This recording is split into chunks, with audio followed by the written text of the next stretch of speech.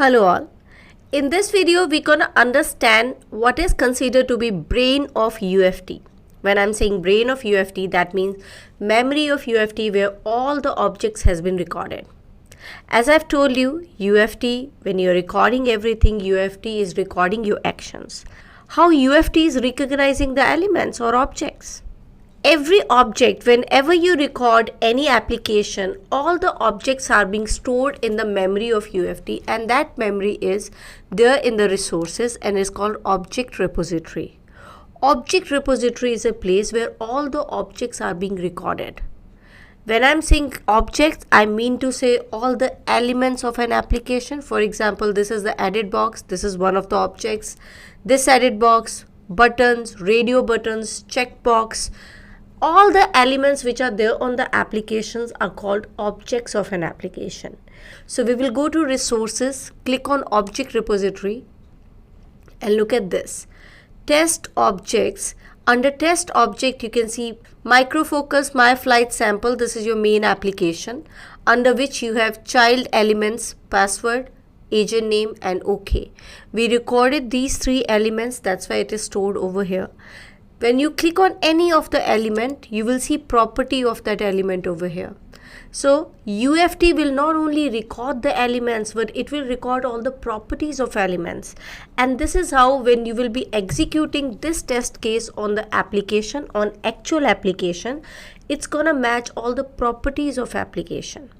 If I'm talking about properties, that means name is agent name, class is edit box, and it is stored in a local repository.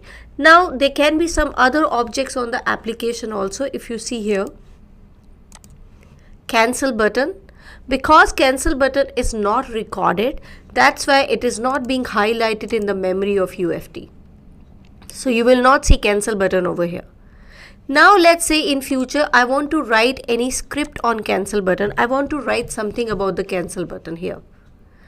I cannot write it until or unless it is registered in the memory of UFT. If it is not in object repository, if any of the element or object is not in the object repository, you cannot use it in any script or any programming. You cannot write anything on it. Let's say today I've decided, okay, I've recorded till OK button.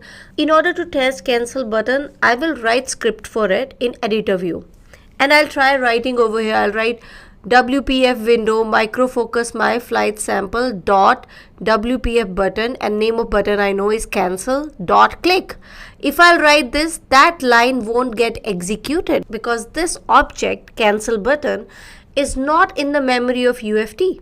So that's how memory is very important. That's how object repository is the most important feature in UFT, and it is considered as the brain of UFT. So let's understand it in a little more detail.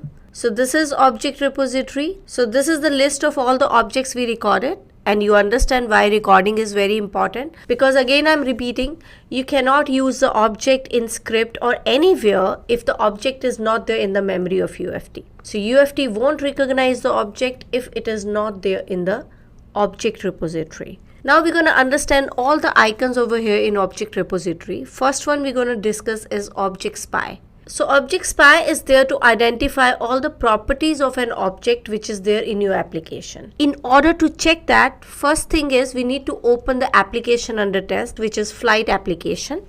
You know how to open it. We can go to search bar and open that. So this is my application under test, and I want to see properties of username. So what I'm going to do in this case, I'll click on object spy. You can click on this hand icon and mouse over on any of the element. Let's say if I mouse hovering on username, I'll see properties of this element over there. So properties is, it is under WPF window, which is parent window. Under parent window, we have child element WPF edit, and the name of that element is, if I click on it, you will see all the options here.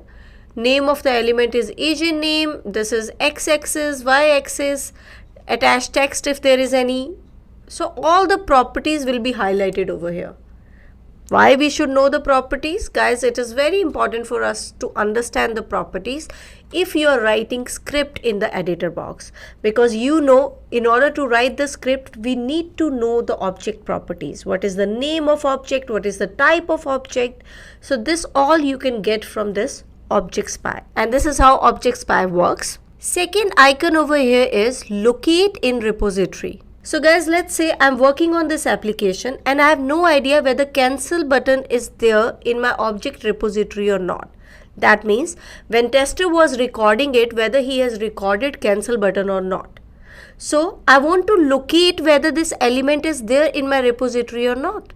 In order to do so, I can click on this option, hand icon will appear. I can click on cancel button over here. Now when you will click on OK, it will say cannot locate this object in the object repository.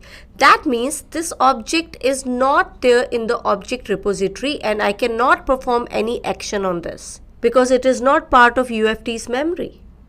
So this is how you can identify. Or let's say now I want to check whether OK button is there in my repository or not. So I can again click on this, hand icon will appear. I can click on OK button, click on OK over here, and it is highlighting OK button. That means OK button is part of object repository and we can work on it. So this is how locate in repository works.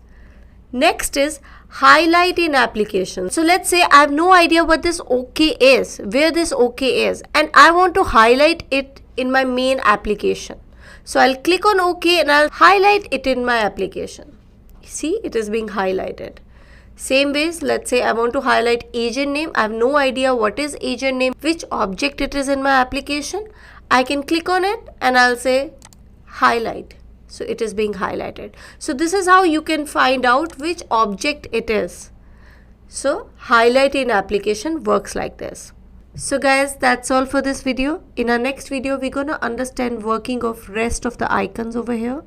We will understand how to add any test object if it is not recorded. Let's say at the time of recording, we haven't recorded any of the element, but now we wish to add it because we know without adding it, we cannot use it. So in order to add it, what steps we can take, that we're going to understand in next video. So thanks for now. We'll see you in the next video.